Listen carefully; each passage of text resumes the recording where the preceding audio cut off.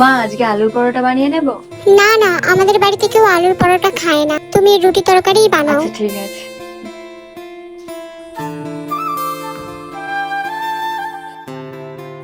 শোনো না, মায়ের জন্য রুটি তরকারি হবে, আমি ভাবছি আলুর পরোটা বানিয়ে নিই। না না, এই বাড়িতে আলু পরোটা কেউ খায় না, তুমি রুটি তরকারি বানাও। ঠিক আছে, কোনো ব্যাপার না।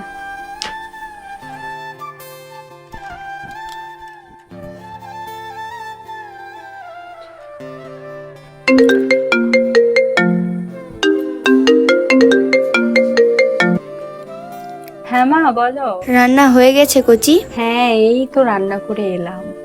তা কি রান্না করলি আজকে? হ্যাঁ ওই তো রুটি আর তরকারি। সবসময় রুটি আর তরকারি? আলুর পরোটা কি তোদের বাড়িতে হয় না? ওটা তো খুব তোর পছন্দের। হ্যাঁ মা হয় তো, আলুর পরোটা ওটা ছাড়া আবার আমার চলে নাকি? ওটা তো সপ্তাহে 3বারই হয়। হ্যাঁ ঠিক আছে মা, রাখছি। হ্যাঁ হ্যাঁ। করে দিয়েছো নিন্দা আমাদের নামে নিন্দা করে নিশ্চয়ই পেট ভরে গেছে। আচ্ছা আপনি সবসময় উল্টোটা কেন ভাবেন? এমনি নর্মাল কথা বলছিলাম। হ্যাঁ হ্যাঁ, আমি সব বুঝি। কি হচ্ছেটা কি? শান্তিতে 2 মিনিট থাকা যায় না এই বাড়িতে। এই জন্য এই বাড়িতে থাকি না আমি। মেয়ে আরো কর চিকচিক, আমার পেটাটাকে তাড়িয়েই ছাড়।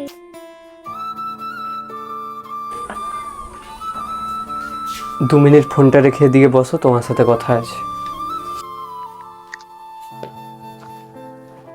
সরি, এরপর থেকে মা যা কিছু বলুক আমি চুপই থাকবো, বেশি কথা বলবো না। না না, ঠিকই করেছো উত্তর দিয়ে, কিন্তু তুমি একটা ভুল করেছো। কি ভুল করেছি? তুমি আজ পর্যন্ত আমাকে একবারও বলোনি তোমার আলুর পরোটা খেতে এত ভালো লাগে। তাছাড়া কি করব, এ বাড়িতে তো কেউ আলুর পরোটা খেতেই চায় না। এই নাও, আমি তোমার জন্য আলুর পরোটা নিয়ে এসেছি।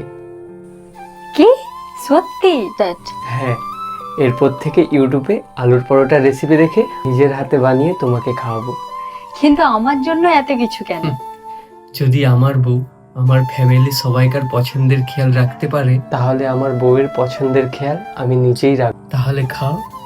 এবার আমি আমার বাবাকে নিশ্চিন্তে বলতে পারবো যে তোমাকে আর আমাকে নিয়ে চিন্তা করতে হবে না, কারণ তোমার মতো খেয়াল রাখার লোক আমি পেয়ে গেছি।